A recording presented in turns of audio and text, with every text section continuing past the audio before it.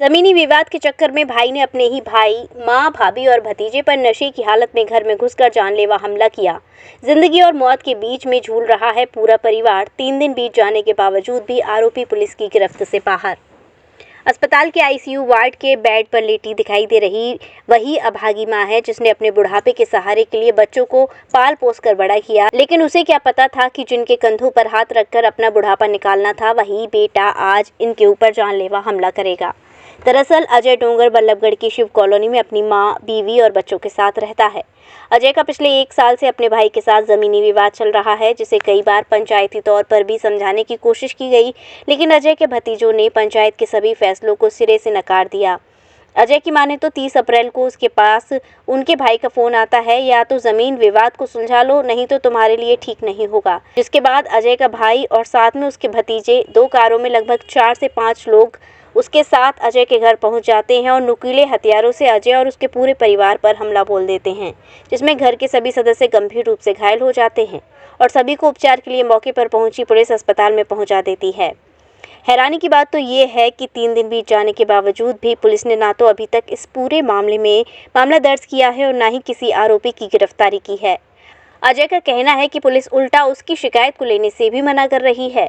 अब देखने वाली बात ये होगी कि पुलिस इस मामले में क्या कुछ कार्यवाही अमल में लाती है। वहीं अजय और उसके परिवार का इलाज करने वाले डॉक्टर की माने तो उनके पास 5 लोग गंभीर हालत में आए थे, जिनमें से 2 का इलाज करके छुट्टी दे दी गई है। वहीं बाकी 3 की हालत को देखते हुए उन्हें आईसीयू में भर्ती किया गया है, जहां उनका उपचार चल रहा है। मेरा नाम अजय डोंगर है। डोंगर साहब, एक लड़ाई झगड़े का मामला आया है, कौन सी जगह है और कितने लोग इसमें घायल हुए हैं? मैं बल्लभगढ़ शिव कॉलोनी का रहने वाला हूँ। शिव कॉलोनी में मेरा मम्मी के नाम से मकान है और मेरे पिताजी के नाम पे गांव में ज़मीन है। इस ज़मीन को लेकर, प्लॉट को लेकर विवाद है। ये मेरे भतीजे हैं यतिंदर उर्फ मौनी, दीपक, और मेरे पिताजी हैं मेंबर सिंह, और मेरा भाई है सोनू जो गुड़गांव रहता है, वो चकरपुर रहते हैं मेरे भतीजे जो हैं। ऐसा हुआ कि तकरीबन 1 साल से विवाद चल रहा है हमारे आपस के बीच में। विवाद चलते हुए हम आपस में इसको बांटना चाहते ज़मीन को, कि भाई ये ज़मीन बढ़ जाए आपस में गृह कलेश ना हो। इसके कारण कई बार हमारे रिश्तेदार भी इसमें बैठे हैं, बीच में बैठ के फैसला भी कराया उन्होंने। तो ये जो लोग हैं ये फैसले को नहीं मानते हैं।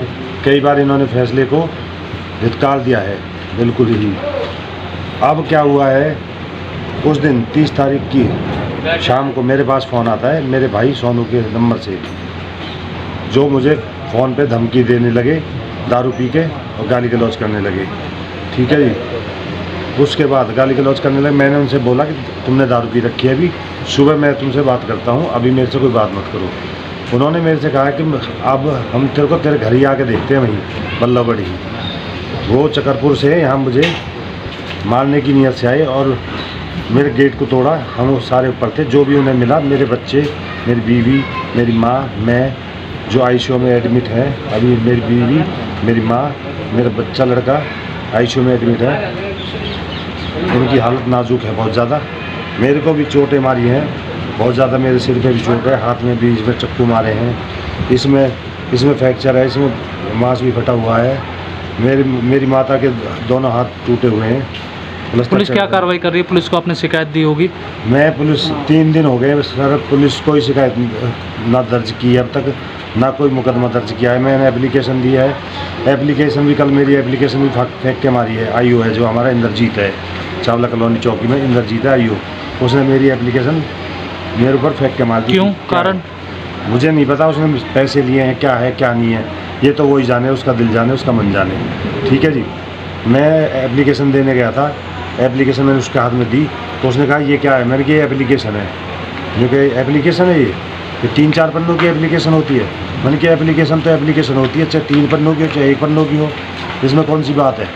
तो उसने बोला मेरे से चलो एसएचओ के पास चलते हैं। हम एसएचओ साहब के पास गए। एसएचओ साहब के पास उसने मेरे खिलाफ़, एसएचओ साहब को, हमारे अफसरों को कोई जानकारी नहीं होती भी कौन आदमी क्या होता है, कौन आदमी क्या है क्या नहीं है। उसने जाके मेरे खिलाफ़ एसएचओ साहब को भड़काया। एसएचओ साहब से बोला कि ये बीसी है हमारे थाने का, जबकि मेरा ऐसा कोई रिकॉर्ड ही नहीं है। मेरे पे 1-2 मुकदमे हैं, लड़ाई झगड़े के मुकदमे हैं, ना मेरे पे कोई ऐसा, उनमें भी मेरा राजीनामा हो चुका है, आपसी समझौता हो चुका है। अब क्या चाहते हो आप लोग? अब मैं ये चाहता हूँ कि मेरे जो परिवार के साथ अन्याय हुआ है उस उनके साथ सख्त से सख्त कार्रवाई हो, उनके खिलाफ मुकदमा दर्ज हो, प्रशासन उनके खिलाफ मेरी जो एप्लीकेशन दी है मैंने उस पर सख्त कार्रवाई करे उनके खिलाफ।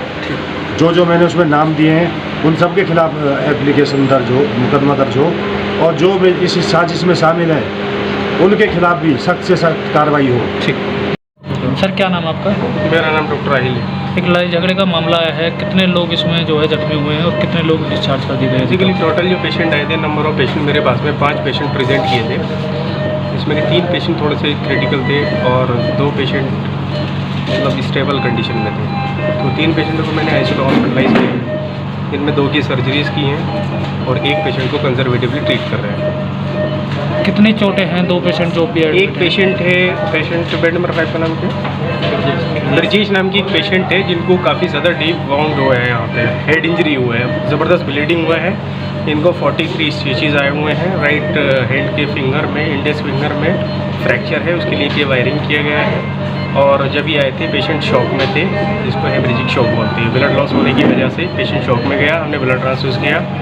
पेशेंट 24 आवर के बाद में थोड़ा स्टेबल होना स्टार्ट किया है। उसके बाद पेशेंट अभी ठीक है, हालात अभी ठीक है? हाँ अभी थोड़े बेटर है पहले से। एक नाम क्या है? अत्तरकली इनकी मम्मी का नाम है। इनको भी काफ़ी ज़्यादा चोटें आई हैं, दोनों हाथों की हड्डियाँ जो है फ्रैक्चर हैं और ये फ्रैक्चर होने की वजह से जो है इनका ऑपरेट करना पड़ा है और सर में भी चोट आई है। किस चीज़ से हमला किया गया? अगर ऐसा लग रहा है जैसे कि कोई मतलब हैवी ऑब्जेक्ट है, रोड टाइप हो।